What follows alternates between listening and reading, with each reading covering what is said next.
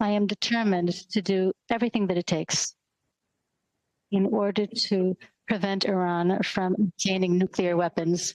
This threat has always been my top priority, and even more so today, when we're hearing the repeated announcements by Iran's leaders of their intention to obtain nuclear weapons. To me, removal of this threat is the #1 goal in order to guarantee the survival and future of the state of Israel. In Gaza, we dismantled the Hamas battalions. We killed about 20,000 terrorists. We killed Sinwar, we killed Def and other senior officials in that organization, and returned 125 of our hostages. We are obligated to return the 101 hostages, alive and dead, that are still in Gaza, and to bring an end to the terrible suffering of their families. And of course, we are committed to finish the destruction of Hamas.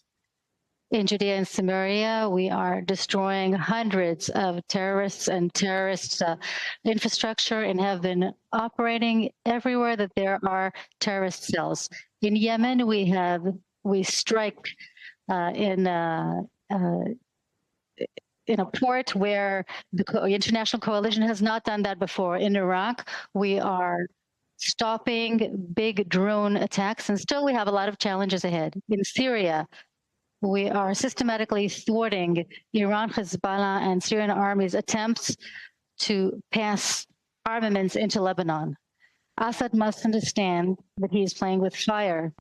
And now to the 7th front, Lebanon. Hezbollah has chosen to attack us from there on October 8th. It's been a year.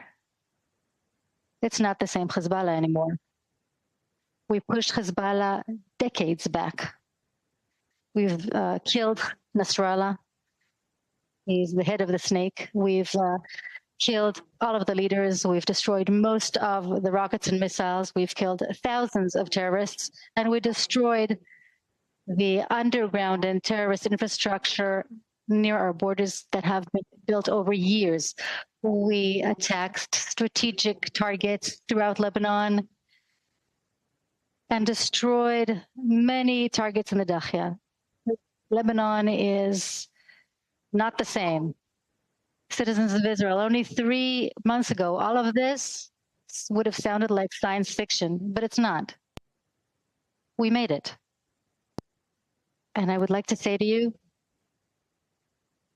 in any given moment during this war, I have my eyes on the fronts at the same time. This is what I did. This is what I had in mind when at the beginning of the war, I decided to focus on Gaza and not to open another front in Lebanon. This is what I did a few months ago when the conditions were ripe to turn our gaze northward. And then we attacked Hezbollah.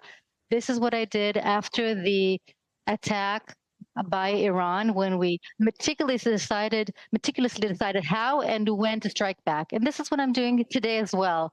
I'm looking at all of the fronts simultaneously. I'm seeing the bigger picture. And I am determined to let our soldiers, our brave soldiers, and give them all of the means they need to stay alive, stay safe, and bring us the victory. And that's why tonight I will bring before the cabinet a plan for a ceasefire in Lebanon. The duration of the ceasefire depends on what happens in Lebanon. We have an understanding with the United States. We are maintaining our full liberty to take military operations. If Hezbollah tries to attack us, if it arms itself, if it rebuilds infrastructure next to the borders, we will attack them. If they launch missiles, if they dig tunnels, we will attack. Yes, I can hear people saying that if we start a ceasefire, we will not be able to attack, we will not be able to resume the war. Let me remind you, this is exactly what people said to me when we entered into the ceasefire in Gaza, in which we released our hostages. People said we would not risk fighting, but we did. And how? People say to me, well, Hezbollah will lay low for a year or two, will rearm itself, and then it will attack us. But Hezbollah will commit a breach of the agreement not only when they fire at us, but even when they try to rearm themselves. For any such breach, we will react very forcefully. I know there are those who don't believe we will do that, but many didn't believe that we would enter with ground forces into Gaza, and we did. People didn't believe that we'll enter into Shifa and Khan Yunis, and we did. People didn't believe that, faced with immense international pressure, we would enter into Rafah and the Philadelphia corridor.